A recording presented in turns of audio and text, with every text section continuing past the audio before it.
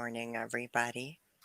So, we are here today back again with my friend Lauri, who we decided that we were going to talk about the Amish and Plain Patriarchy for several reasons, but a key one being before you can begin to understand the culture of Amish and Plain people, especially when you start talking about the communities that I lived in, like before you can begin to understand that culture, you have to understand how the society works.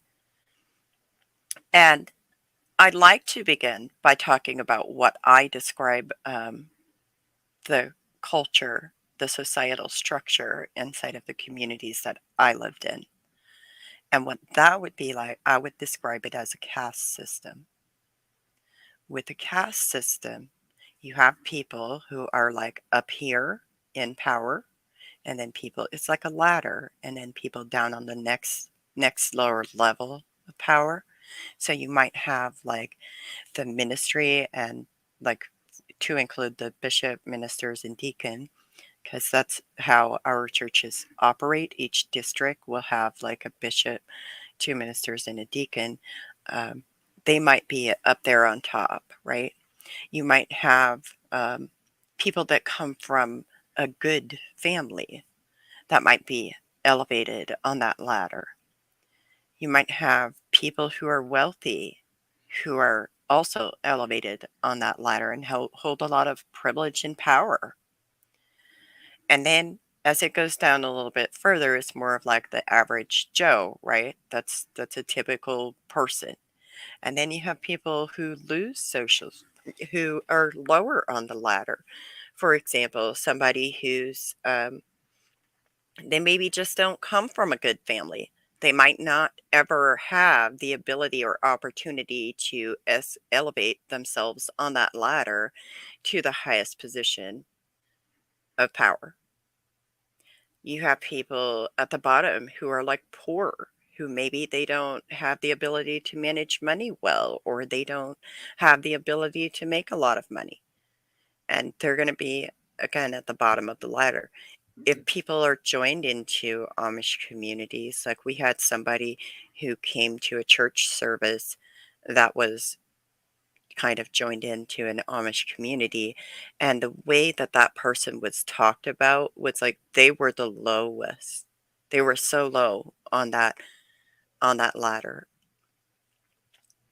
And the things that can like get you your status can change on that ladder to some extent. Like you can lose social status if, for example, your if your father dies as a child, like you can lose social status because now, because the mother isn't allowed to work outside of the home, the church now will give money to take care of you. They will appoint men in many cases to manage the money that the church has given. So they had a group of like three men who appointed money to who were appointed to manage the money for this specific situation that I personally experienced. And another thing, if you don't have children, you might lose social status. If you maybe don't get married when you're supposed to, you might lose social status. If you're out there being wild as a teenager, that can follow you your whole life. If you were SA'd, you can lose social status. You'll always be known as that person. And I'm not talking about being the perpetrator of SA, I'm talking about being the victim of SA. If you were sexually assaulted, you can lose social status because of that. If you were abused, you can lose social status. So, with that being said, I don't know if you'd like to give an overview of the Mennonite community's culture and societal structure, what you experienced.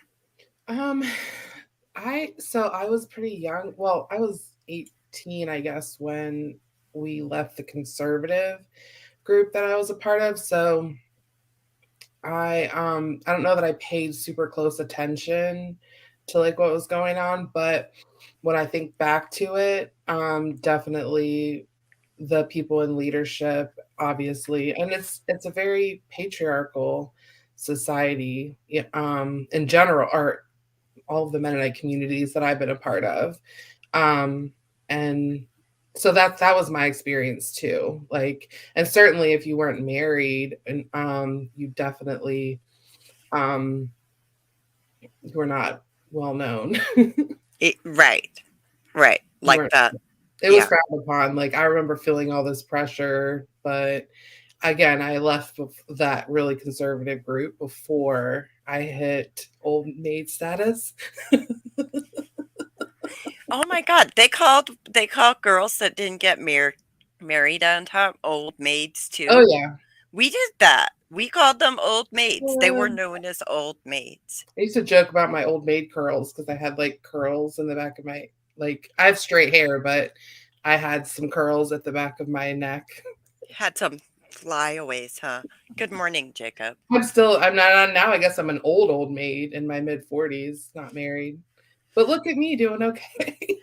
On a That's man. amazing. I'm so glad you're doing okay. So Deb has an important question. She asks, how many communities are in a district?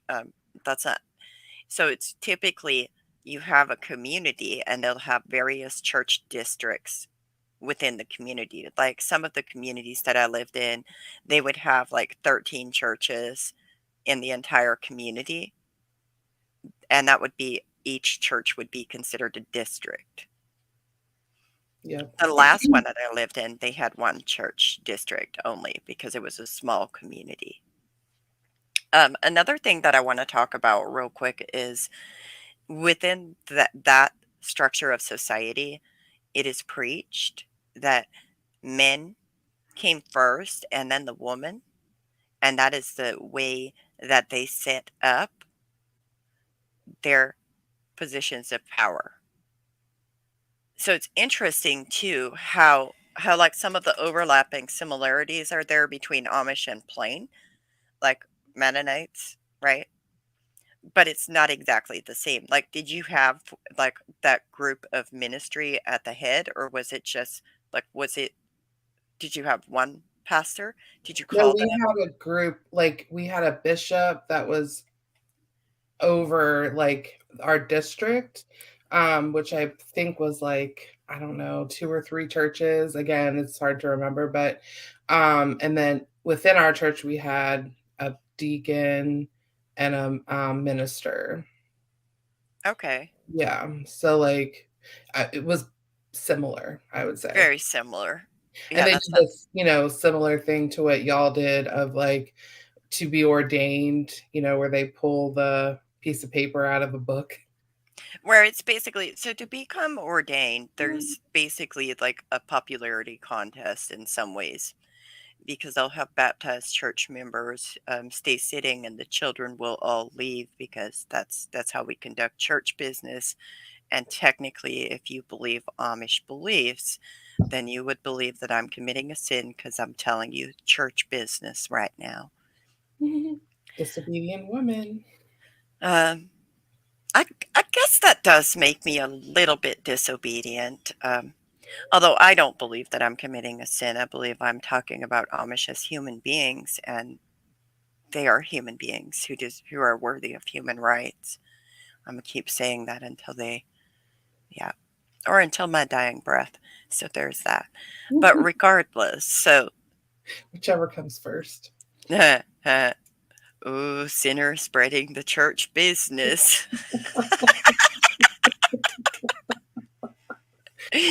Well, I mean, we have to talk about it in its entirety in order to be able to understand the culture better so that people who are in positions to serve people from these communities can actually ask the right questions and serve them properly as human beings. That's my opinion, for what it's worth. But regardless, going back to how they become ordained. So they once they have all the children leave, then they go around and they ask people who they think would make a good um, replacement minister. Or if, for example, let's just say it's we have three ministers but we don't have a bishop, so then you would um, they would ask you which of the three ministers, because in order to become a bishop, you have to be a minister first.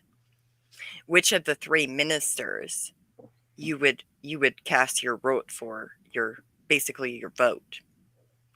And then to make a minister, you just select somebody in the community, and then whomever gets so many amounts of votes will get a book, and they will all line up, and they will all open their books at the same time, and whomever's book has a piece of paper in it, that's the person that becomes the new minister. Sometimes, even though our Bible and our New Testament is written in Hochdeutsch, our newly ordained minister may not be able to read the Bible. Really? Yep, happens all the time. Because they don't know, it's a different language than just PA Dutch? I PA didn't. Dutch is spoken only, not written. Oh yeah, I did know that. Yeah. And so I learned how to read and write in Hochdeutsch, but not everybody learns how to read and write in Hochdeutsch and retains it. Right. Yes, I didn't know it's High German. Yes, Deb, it's High that. German. Okay, okay. The Bible and the New Testament is in High German. So who was able to read that? People who paid attention in school So it was taught in school, or but had a good school teacher. mhm, Because it can be one of two ways. It can be somebody may not have paid attention in school, or they might have had a difficult way with the way the information was presented. right, Or, the teacher may not have understood it very well. right. So If they there's didn't know it themselves, they couldn't teach it. right. And so the other thing is like no women held any positions of leadership or authority in the church. Those were reserved for men because the man comes first.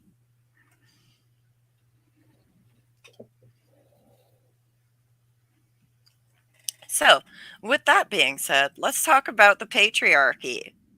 Yes. What is the patriarchy? So I did look up a definition because I love definitions. The dictionary says that Which patriarchy. dictionary? I just Googled and the dictionary came up. So it says from Oxford Languages. So I'm not really Okay. sure. But when you Google anything, at least for me, when I Google it, that's the dictionary definition is always the first thing that comes up. But that's a good question. A system of society or government in which the father or eldest male is head of the family and descent is traced through the main line. Under that, it says a system of society or government in which men hold the power and women are largely excluded from it. That is the legal definition or the dictionary definition of patriarchy. So, did you have women in positions of power in your church Absolutely leadership? not. Never, not one.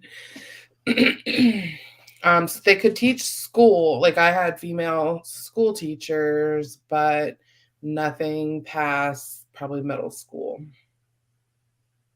After that, it was all male teachers. See, we only went to eighth grade, and we had women school teachers, but they were like the curriculum was still controlled by the school board, which was also comprised of all men, and the church leadership also comprised of all men. Oh So my, whether we had women school teachers or not, what they put out was a carefully curated curriculum that was approved by the people in positions of power in the community. which were all men. Yep. And we have an interesting comment. I know some people that say that German should not be taught in school, that the parents are responsible for teaching their children to read German. Yes, that is a very valid point, and it is true. There are some people that don't think it should be taught in school. but I was lucky and it was taught to me in school. I actually wish, like, my parents spoke Pennsylvania. My parents can both speak Pennsylvania Dutch. So my dad grew up Amish. My mom didn't. I'm not sure where she acquired the language, but they both can speak it. My mom probably not as fluently as my dad, but they would only speak it when they didn't want us to know what they were talking about. And I wish they had taught it to me. I would love to be able to know what you're going off on when you go on Pennsylvania Dutch. They don't really speak it now anymore, but like growing up, that was what they did. Yeah, So I know a um, few phrases and words, but that's about that's it. about it. Yeah. They're just the funny ones. They don't really mean it. So speaking of that, so like, was there any space in which a woman had a voice? Like, did you ever see a woman get up and speak in your community? Not in church, no. If they did speak, it would be just to like the women, like in Sunday school. Um, they could have women's groups, women's Sunday school, or things like that. I'm sorry, I'm allergies, or I'm getting over COVID, so if Well, you I'm glad you're still with us. oh, still with us too. I Praise was be. blessed be the fruit. I'm just saying, I am glad you're still with us. Me too. Yeah, it's coming. It came around and whooped my butt again this week. So I had it like a month ago, and everybody says this is like normal. I tested negative, but Yeah, what I had, the doctor said was mild. So I can only imagine how bad it was for people that had it moderate to severe. right. Um, but yes, women were not allowed to speak in front of men. Not they could speak in front of men like in their homes and things like that, and then like groups, but they couldn't preach or lecture or teach or anything like that in front of men. Like we didn't have women speaking in church either. That wasn't. Did you have Sunday school in your church Nope. services? Yeah, so it was just like one big everybody in one room for the entire service.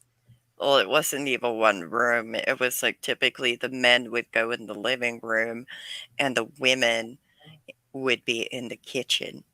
And then That's your the place. minister or the bishop would, yeah, we had to stay in our place, you know.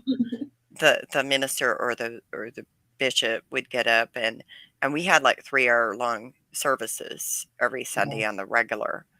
I knew it was in your home, but I wasn't sure, like, Yeah, if we had to stay in our place in the kitchen. I'm just saying. could you at least sit? That's a long. Yes, we could sit on backless wooden benches. I do remember going to an Amish funeral. I barely remember it, but it was one of my great grandparents. Yeah, I can only imagine. Jacob asked if should we put a prayer request out for you, Lauri, since you're sick. Yes, please. Could you send that on the prayer chain though? And please leave Write out. it in the circle letter, Jacob. Ooh, yeah, circle letter. That takes me back. Don't add any gossip though, because we know they like to No, gossip. no, don't add We're any worried gossip. about. We're concerned about Lauri, Laurie. we're concerned about Lauri because Lauri's been doing poorly. That's all you have to say. Oh, right, and then it just leaves the mind that we don't say, like, she's been sick. We just, No, like we let them wonder if she's doing bad things so that we can, like, "Laurie, are you following the rules?" "No, I'm write disobedient." it in the budget. Oh, Yes, the please. Botschaft too. The budget. My parents used to read the budget sometimes. My grandmother definitely did. Yeah. Yeah, I definitely know some writers for the Botschaft, die Botschaft, and the budget, and I'm just saying, definitely just mention that Laurie's been doing poorly because this is how we talk, right? Yep, she is unwell. We have a really good question. I understand the male structure, but could you elaborate more on the women? Was there a hierarchy amongst the women? For example, if a woman saw an injustice to another woman, would she speak out? My guess is no. No, not necessarily. In fact, because of the indoctrination, women actually tend to uh, police each other up. I don't know how to say that in a nice way, but it's like if a woman saw you and they thought your dress was too short and you were at, like, for example, your aunt's house for a quilting or something, they might pull out the yardstick and measure to make sure your dress is not too short. Mary, we're not here to be nice. Nice women aren't remembered in history, remember? So we're not here to be nice. Women, there was a hierarchy among women. If you were the deacon's wife or the minister's wife or the bishop's wife, or like the caste system, like she described earlier, Yes. applies to women the same way. If you married well, and Mary didn't mention this, but or maybe you kind of touched on it, but if you converted in to Mennonite or Amish, my mom could probably testify to that. She did not. She grew up Pentecostal holiness, and I know my grandparents were really worried about her marrying my dad because, oh, I She's like. not. I'm. Can you hear me? Is Satan interfering in this live stream? My lunch just went out. Okay, we're good. All is power. We survived Ian. I don't know what's going on. My mom's parents are divorced, and my grandmother was extremely concerned about my dad marrying a woman who came from a divorced family and a non-Mennonite family, non-playing background. Oh, the Oh, and she was schade, really worried that she wouldn't schade. cook or bake. It's And so schlimm. we're all pretty fat, so I think she did a good job. Oh my god. Oh my god. Well, I mean, yes. So what Lauri says is like, was there a hierarchy? Yes, there was a hierarchy. Basically, because of the fact that women are basically property of their husbands, their fathers, the church. Um, you know, whoever they married determines your status in the community. I kind of like to compare it to if anybody has seen Downton Abbey, or there's a couple other shows, I can't think of them right now, of England in that time frame in which they weren't allowed to own property, or they couldn't even inherit their husband's money without being married. I don't know if it was quite to that extreme, but I kind of compare it to that a little bit. It's similar, I would say. I don't watch Downton Abbey, but I've I'm seen. glad you're a little bit more pop culture literate than I am. Look I at the will say Mennonite. that. You're so worldly. I think Jacob has a point. We should put it in the Gemeindebrief. Okay, I don't know what that is. It has to be, it's a Amish thing, I think, then, It because if must you be don't know on what it is, it's another, like, one of those publication. publications. Yeah. Yeah. Or we could write a letter to the young companion or family life too, if we really want to go there. And I'm getting off topic, but speaking of pop culture, I do like to use this like when I don't to my friends, like if they bring up a movie or a show that was definitely during my Mennonite years that I didn't have it and I don't know what it is, I'm like, I was Mennonite, and they'll, oh, that's right. But I do it for anything that I don't know, and they'll be like, Laurie, that was 10 years ago. Like you don't have any. I do the same thing, except I'm like, but I was Amish. I will Like, use it no. until the day I die, even if it was something that came out yesterday. I'm sorry, I was Mennonite. I don't know. Yeah, no. My friend told me I'm not allowed to use that excuse for everything. I'm like, I mean, but they try to tell me that, but clearly I don't listen to rules. rules are made to be broken. Wait, my bad. Did I say that? Back to our topic here. We were discussing the roles of women inside of this community. So the roles of women, like in the communities that I grew up in, I was raised to be a person that gets married and has as many babies as possible because they are all a gift from God, and you should have as many children as possible. We were not allowed to have birth control. It wasn't supposed to be a thing. I didn't even know that birth control existed until I escaped from my community. What about you? I don't remember them discussing birth control, but I do know that like that verse in the Bible about being fruitful and multiply was used a lot. And I know it was encouraged to have a lot of kids. Maybe not quite to that extreme, but it was certainly encouraged. And you'll see a lot of big Mennonite families. People think my family is huge. There's 5 of us. It's really not a huge family. They have no idea. I have 8 brothers, Exactly. a half sister, 9 stepbrothers, and 5 stepsisters. Yep. Yep. Um, so Jacob is explaining the Gemeinde for you. It comes Okay. around every 2 weeks, says where church was, and will be the next time I went from Indy had at church. What's from it? Visitors? Oh. Yeah. So gossipy.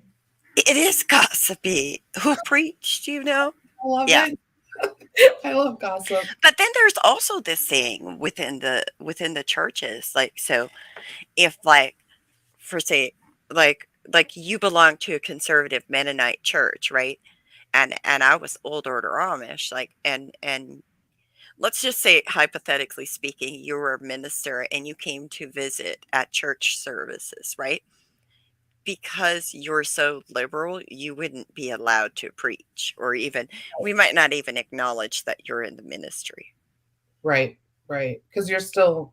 Did you guys call Mennonites English or just people that weren't plain at all? Um, we typically called them Mennonites, but they were like really, really worldly. Can't be worldly. Like that's a thing. Another thing is there's communities within the communities. There's different societal structures. Like there's some Amish people that will literally look at other Amish communities and be like, "Well, this isn't really Dutch."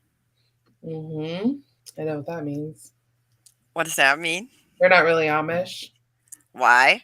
Why would they say that? because they're not. They don't subscribe to the same ordnung. Is that the right word? Hmm. The Atning. The Atning Spree.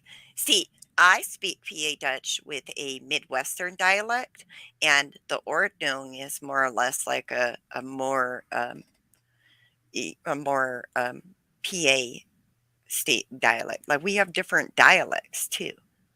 Ja, Lauri, if you are an Amish, you can't go to heaven. Okay, but then if Wel, you my visser snarare med Hoffnungen för sig själv. see, we believe that if you weren't Mennonite, so I'm. It's just really confusing So, now. were we both part of the one true religion, but it was two different religions? I'm so confused. It just doesn't make any sense. What happened here? There was somebody got their wires crossed. Why True. couldn't Leo Simons and Jacob Ammon just be friends and come up with like a compromise and we could just all be one big happy family, Right. one big happy patriarchal family? One big happy patriarchal family. That's right. Maybe it would have broadened our gene pool too if they had just stayed friends. I'm really going there. I'm really going there. This is something you're very passionate about. You can have your platform. Go ahead. Get on it. Get on the soapbox. No, I'm this is completely off topic. It's inappropriate. I'm not talking about that in this live stream. Okay. Okay. But we are talking about Um, like, so how does it affect, like, for example, when you have women who, um, oh, Jacob has an idea, just evidence to show there must be more than one God and more than one heaven. so the Amish have their heaven, the Mennonites have their heaven. Got it. My grandmother she hated the I won't even say it, a specific denomination. And I was so confused. I was like, y'all are all dressing, everybody dresses plainer than me anyway. Like all of y'all are, because like my grandparents were more conservative than we were. There's that caste system too. I think that Uh is huh. like that's a separate caste system than what you were talking about, but where like, you know what I mean? And she hated them. I have no idea why.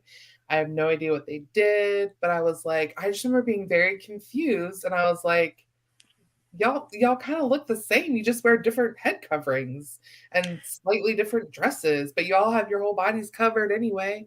But she was convinced they weren't going to be in heaven. And I remember saying, she's going to be shocked when she gets there. But now I get it. Now I get it. They But had their in heaven. Well, what if you were Amish and Mennonite? Which one do you go to? see, I I'm don't. still just logically, it just doesn't make any sense. But regardless, We aren't um, allowed to think logically, though, remember? oh no, women weren't allowed to speak. Like, if we had questions, so like one of the things that I talk about is this: I read the Bible, and when I read the Bible, I had questions. And when I asked those questions, I was told to go ask my stepfather. And when I asked my stepfather, I was told, well, a woman could never understand and comprehend this correctly. You're just not reading it right. Yeah, yeah. My dad didn't like when I've always been a question asker, and his answer was always because I said so. And I'm the kind of person like I just want to know why we're doing XYZ. I will be more likely to agree to do it or feel better about doing it if I understand why, but it's because I said so. And that I only say that to, back to the hierarchical system, like and the patriarchal system, you didn't ask questions, you didn't challenge, you Yep. just did what your father, church minister, Right. you know, church leader told you to do. You weren't allowed to ask questions. Right. Because asking questions is viewed more as a challenge, as like you're challenging authority. You're not being a good submissive helpmeet. You're just not being a good submissive helpmeet. So, being a good submissive helpmeet means that you have to not ask questions. Don't you dare defy or challenge any authority in any form, shape, or way. Because next thing you know, you'll be disciplined for that. And one of the things that I was also taught is that ministry, Dibreriho, um, they are they are chosen by God,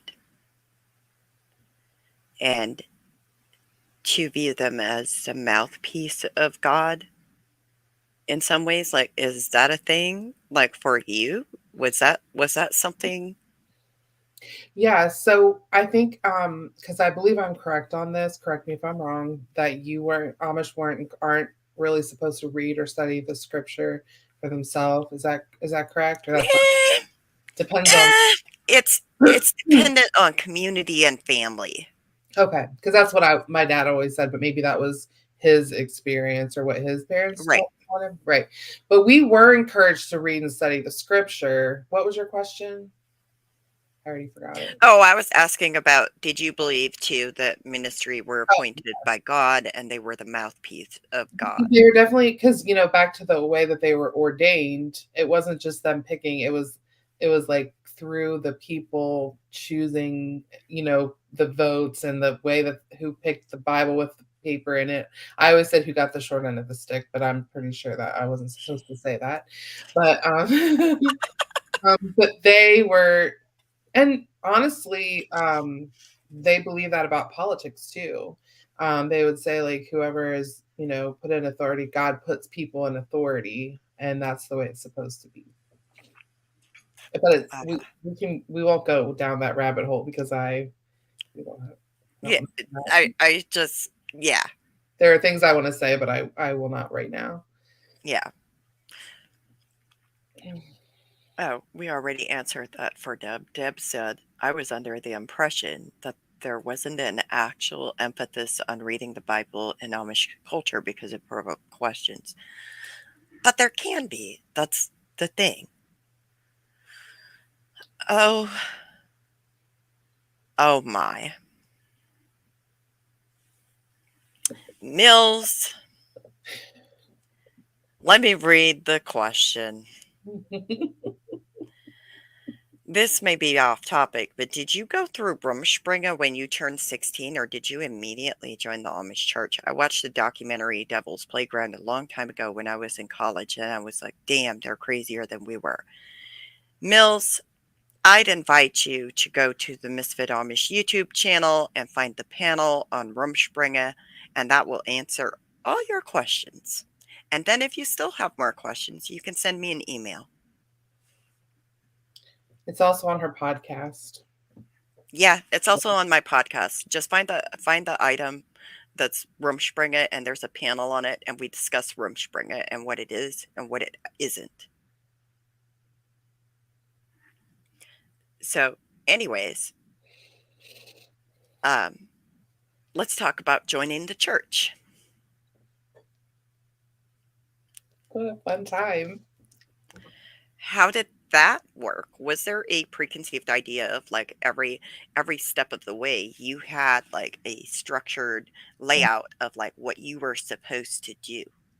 So the concept was that when you came to the age of accountability, which is kind of a vague term, right? I guess it's Okay, you're making shivers go up my back right now because I don't that terminology is not used in my space on a as regular basis. used in the Mennonite community. I apologize for the uncomfortable feelings. And that was like it's vague. It's basically the way I understood it was when you could when you were old enough to understand what it meant to be a Christian.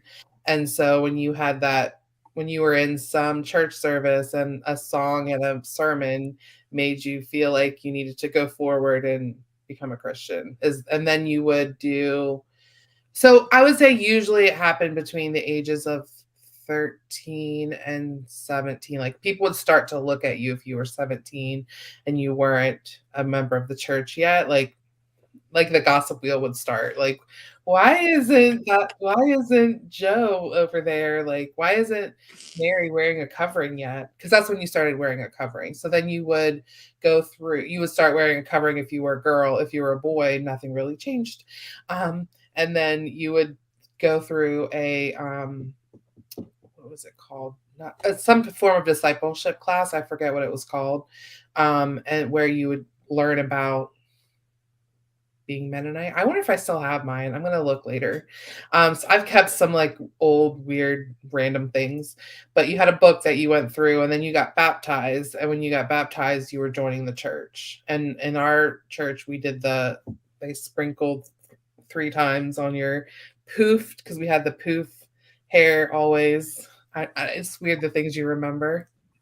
Oh lordy. The higher the poof, the closer to heaven. Oh my god. That was like a good thing that we did.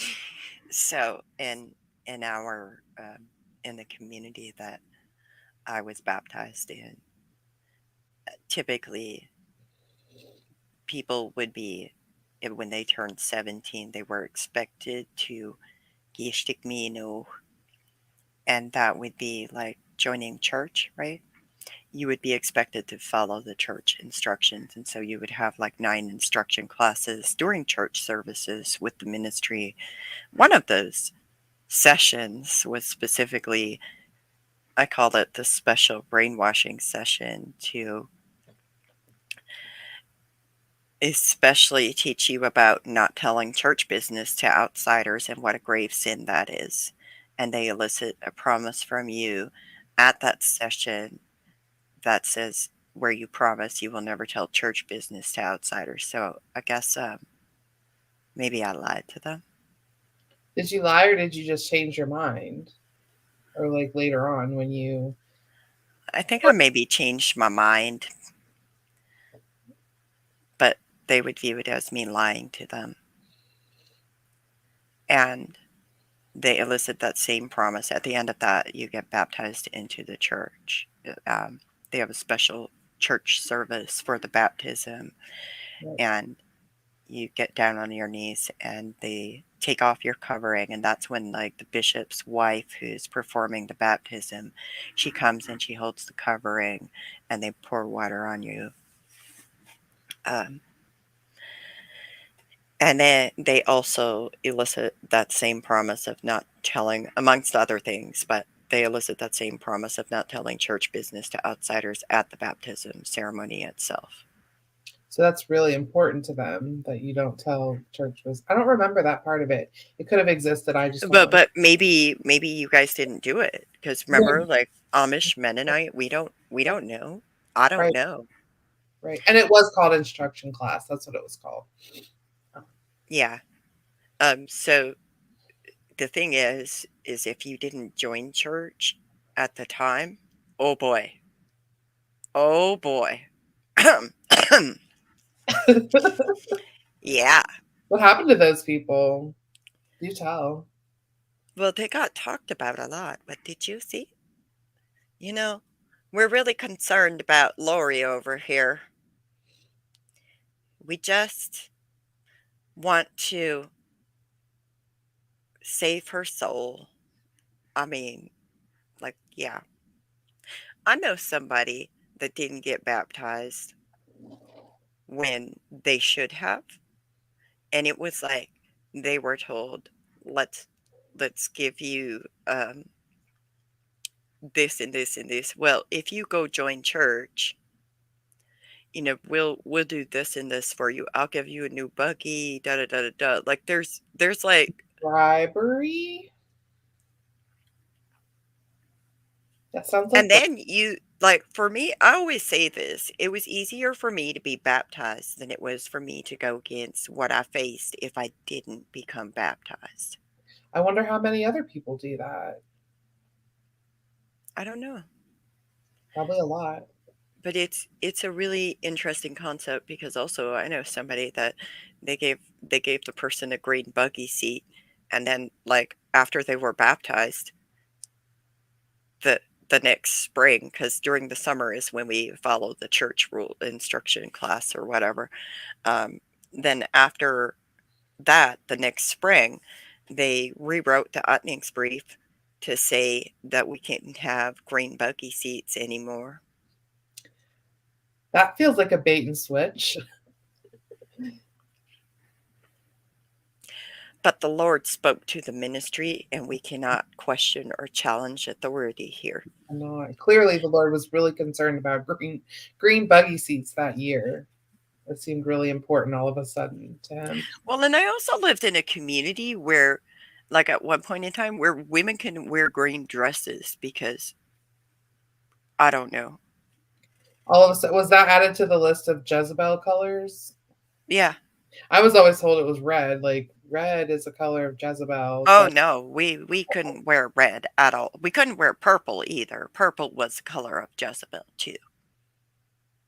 so all of a sudden it's any colors that the Lord deems are Jezebelish. He seems to have a very I always thought that God was the same yesterday, today, and tomorrow, but now he's all of a sudden changing what colors are appropriate for the Amish. That seems really, but Right? we don't question that. Obviously. No. So here's the other thing is like, what if a man disagrees with what the ministry is doing? Or what if one of the Well, ministers disagrees with what the ministry is doing in the community? well, I know that like if you're So not, what options do they have? I mean the yeah, that's a good question.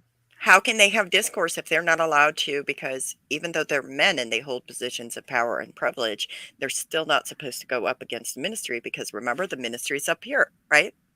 Yep. Well, for sure, if you aren't in the ministry, it's the same as a woman, essentially. Like you can't question it.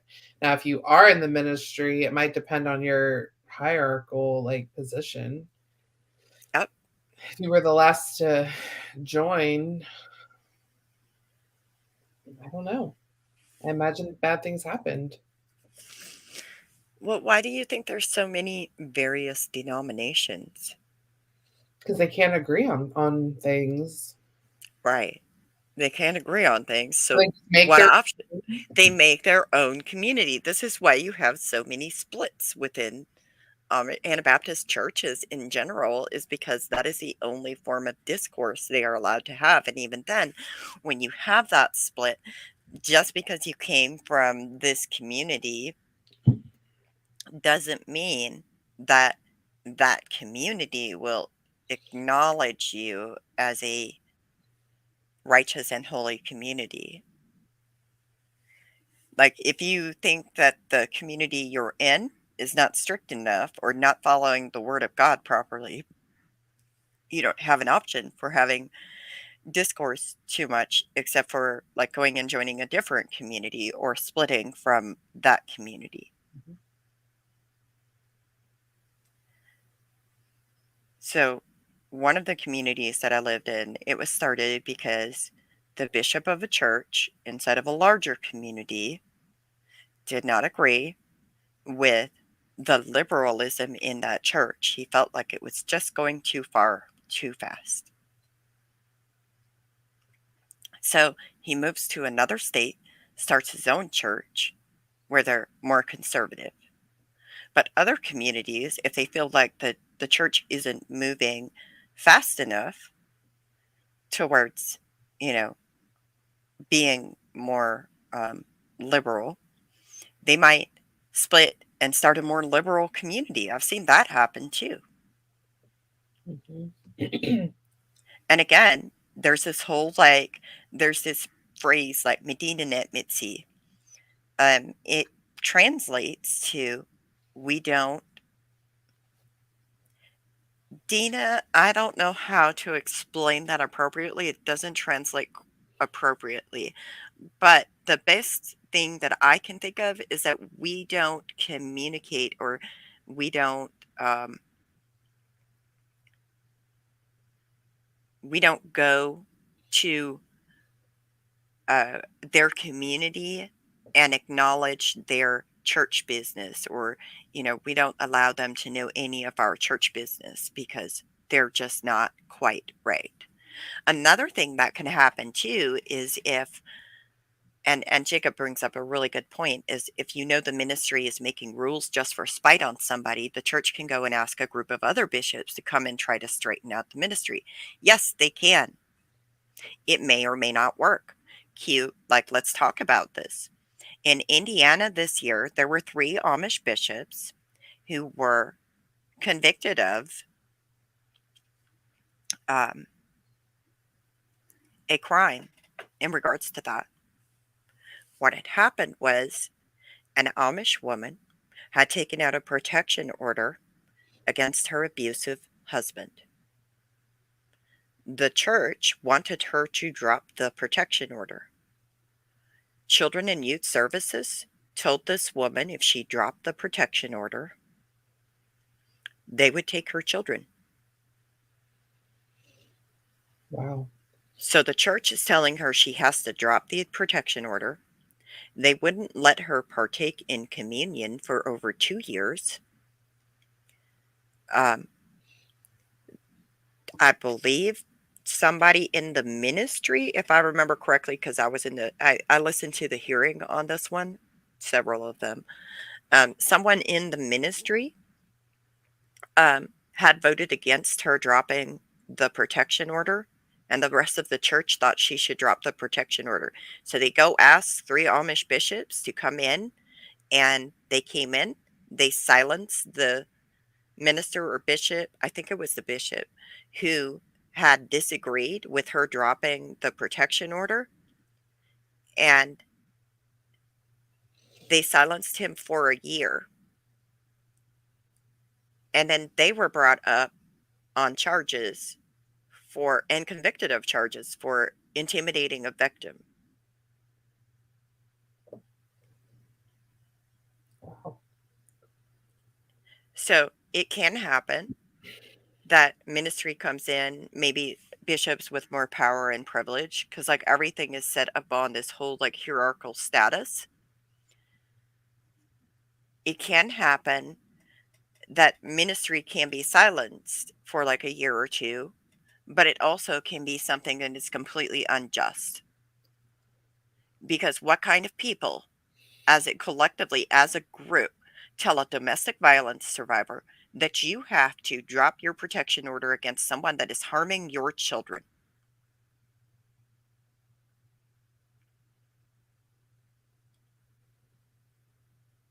Like, What kind of people do that? And it's not right. It's horrible. But it does happen. And it Mhm. does happen in other instances where it may be justified. But that's what other options are there besides those things? Did you have any other options? Me? Yeah. No. No? So Deb wants to know what happens if you are in the ministry, well respected, and visit a less conservative community and attend services. Well, it depends on you if you associate or affiliate and you have an agreement with that church, you might be invited to speak as a visiting minister or bishop or deacon. You might be invited to. If you do not have an agreement with that community, you probably would not even be acknowledged as a ministry, as being in the ministry.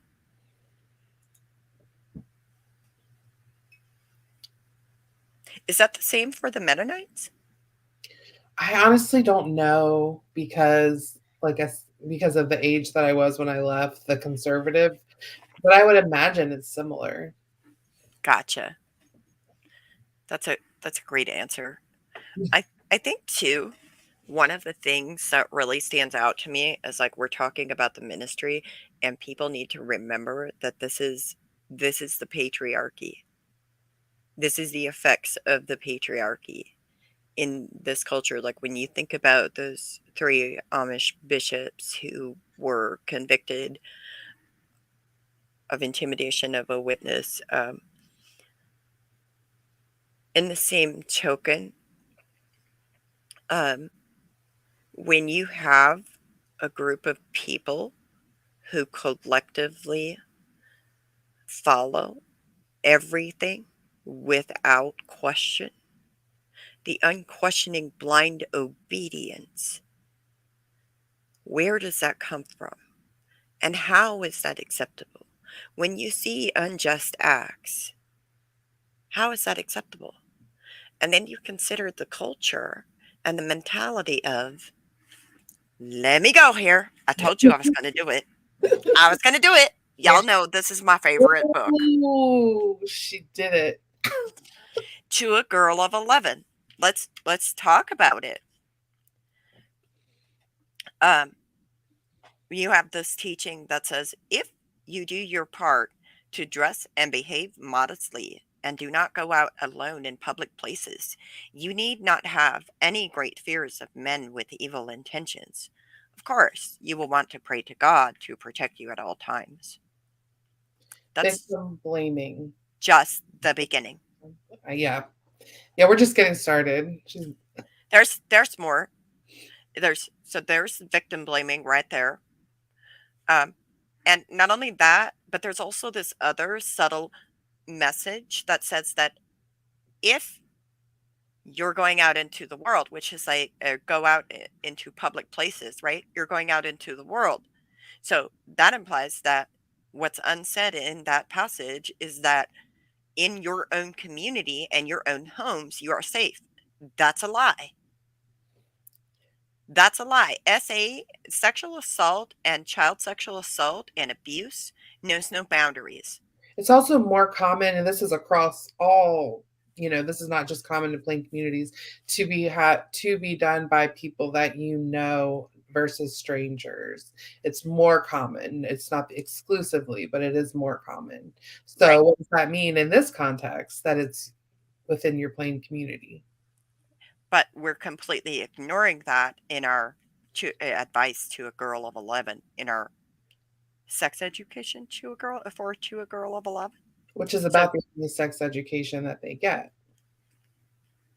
there is something else that you need to know as your body begins to make changes from a bud into a flower, from childhood into beautiful girlhood. And that is that you should be careful of your dress and behavior, even around boys and men with good intentions.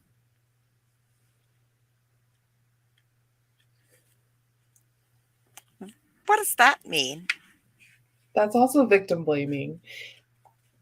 And I can't remember if I said this last week, but I can remember them telling us that if a man lusts after us, it's our fault because we weren't dressed appropriately.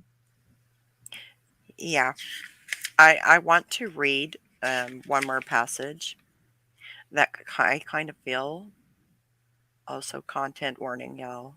I'm sorry. I usually give content warnings. This is some really heavy stuff to dissect. Just as a rosebud unfolds into the right time, unfolds at the right time into a beautiful flower, pure and unsoiled, so is your life at this time. You are a virgin. This means a girl who is still pure and has never had intercourse. Your virginity is a treasure that once lost can never be regained, no matter how hard you try. It is true that God can forgive you if you sincerely repent, but the scars will remain and your virginity will never come back. Is that what they mean when people talk about purity culture? Yep.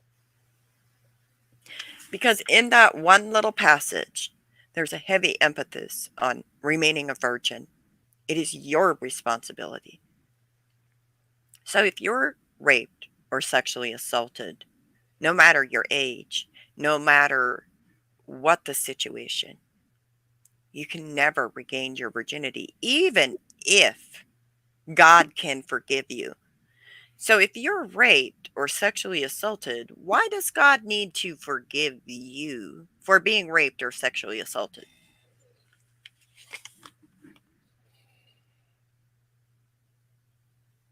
Yeah, there is no answer. What is that implying? That it was your fault. That you were complicit. You didn't dress appropriately. You didn't do something appropriately. You're not pure anymore. And it's your fault. Victim blaming.